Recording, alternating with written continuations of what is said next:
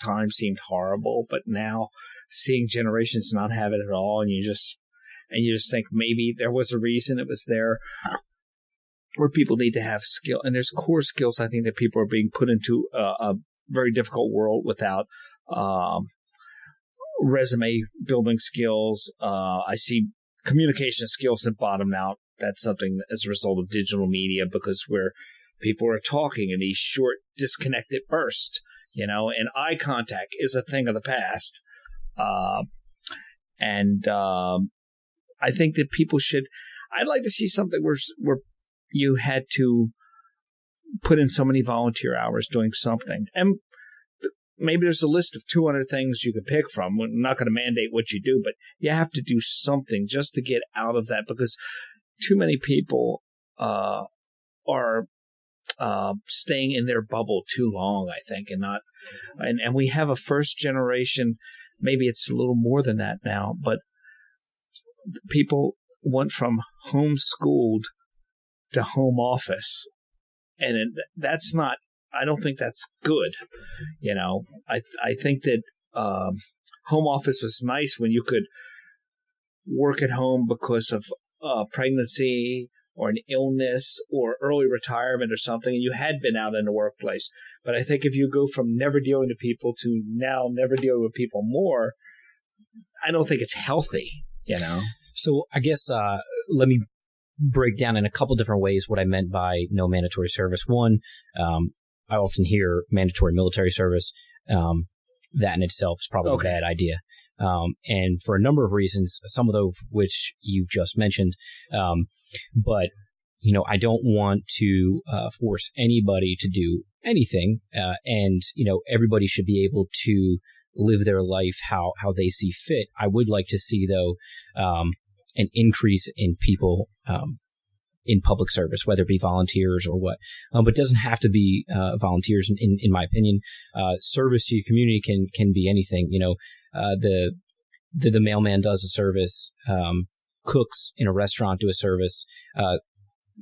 There is some merit in folks going outside of their regular job. But, doctors, nurses, people who dedicate their lives, guidance counselors, teachers, to serving others, is definitely a step in the right direction.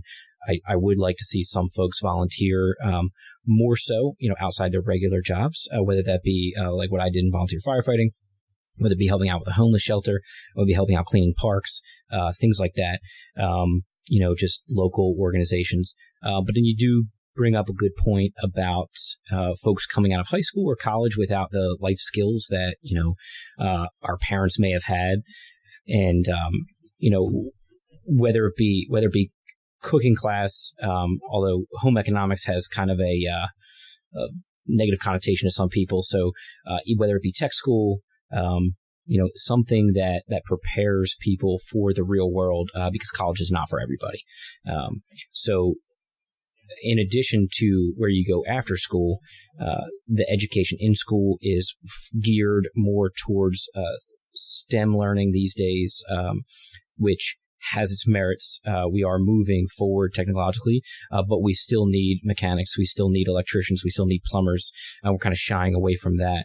But also what we need are just regular members of society who can pay their bills and manage budgets. And I think we see a lack of those sorts of classes in high school and college that gear you towards the parts of life that our parents learned, the hard way. So learning how to invest, learning how to balance a checkbook, things like that don't happen anymore. And you see that in the credit card debt, the college debt, for folks that, just don't know what life holds, but are constantly getting, college and credit cards and new cars and all that kind of thing, new homes shoved down their throat. Opportunities to spend money they don't have. That's not always where it's at.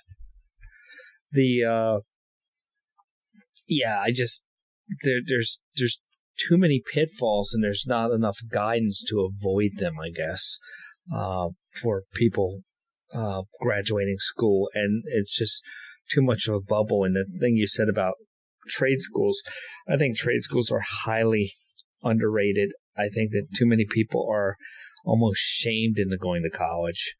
And I think, it's a respectable path to spend 2 years in a trade school and then go to college. If that doesn't work for you, have a backup plan. You can go do that and not have not come out with so much debt and work your debt off right away. And I see so many people that are pressured. And I'm not going to say any names because people I know will get very mad at me. But I know several people that have pressured their kids into going to school, and I know the kids really don't want to go there and would take an alternative like a trade school. And they would be more of a participant in that rather than being forced to incur hundreds of thousands of dollars worth of debt. And I don't know. I don't know what the value of a college education is becoming, because it's associate's degree is like a high school diploma, bachelor's is like a master's, or everything's going down. I mean, pretty soon you're going to have at least a doctorate, to work at Wawa or something. Right. Exactly. You see having to either have a bachelor's degree or a master's degree for entry-level jobs that pay just above minimum wage. And it's unfortunate. It forces people into going to school for things that they may not ever use again. But that comes back to on-the-job training. A lot of companies and businesses don't like to train people on the job. They want folks with experience coming in, but you can't have experience without having experience. So you got to start somewhere. Right. So, when you start out after a master's degree at 20-some, 30-some $1,000s a year, with, $1,200 a month in school loans, it's not sustainable. At some point, there will be a breaking point, I guess. And, I don't know when that is. I don't know what it looks like, but people are being pressured. For myself, I have a bachelor's degree in landscape architecture. I was going to go that route, becoming a landscape architect or opening up a design build company, self-owned. And at that time, nobody's really lending money to post bachelor's graduates with no capital to put down. And so I went a different route. I went to the military. I've been a firefighter. I was a landscaper. None of that requires a bachelor's degree, but it got me the job as landscaper in the parks department. I never used it, but having a college degree made me have a leg up on all the other folks, even though the job was as basic as it could be. You could have somebody with 30 years of experience in landscaping and hardscaping, and I would have gotten the job over them due to my college degree. Now, even though that helped me, it's still kind of disappointing that that's kind of where we're at now. Right, because it's not, it's unique that somebody can have the flaw in the system benefit them and recognize that it's not quite right. We've all been there when something, but we know it's not quite right. And it seems like they create these artificial requirements. And then the other thing is people are stuck on the experience thing. You said we want experience, but we don't give we want people to have experience, but how do you get experience without experience? And you're stuck in a loop. And I just think that there's, it's kind of a tough time. But then I see people,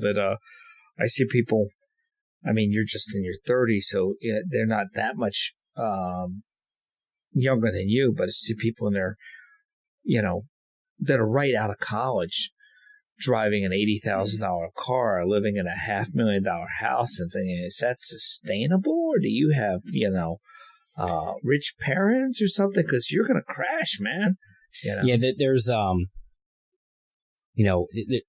individuals may have a leg up, whether their parents, made a lot of money, were able to get them off to a good start. And I never fault anybody who's able to get a start ahead of other people.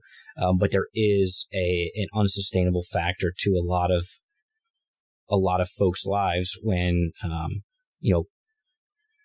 the college debt is up, the salaries are down, but you're still kind of pressured to get a $500,000 house or get an expensive car, and folks have kind of lost touch with just basic living, breaking down debt, building up your investments so you can live more sustainably in the future. So we've kind of lost that, I think, over time. And certain people's lives are unsustainable like that, but it's not for me to judge. Right. The do you see a future where you run for political office? We'll see. We'll see. I don't know what the future holds, so I never like to make promises. But it's possible. But then again, like I said, I like to stay away from politics and more into service. The only way to get the job of a public servant in certain capacities is to run for office. So there's a lot of, I guess, politics in it. I mean, it's the simplest way to put it, and unfortunately, so there's a chance I may go that route. There's a chance I just may stick to public service and around my hometown, and kind of just live out a life of simplicity. And Abington's big in Harrisburg. Abington is big in Harrisburg right now. Yeah. I don't see that changing because there are a lot of good folks come out of Abington. Abington is one of the bigger, wealthier areas in the county and the state. So you see a lot of starts come from Abington. And that's not bad. That's not a bad thing. But there is merit in, variety in Harrisburg, so. And that's what happens every time this happens, or something similar. Then the western part of the state goes, "Hey, don't forget about us," and then it changes, and then right. Things change every now and then, It happens. But a lot of folks in Harrisburg get their start from around here, whether it be Abington or whether it just be Montgomery County in general. The do you what do you, with a child when you have a new child, you think about things differently, and your perspective changes.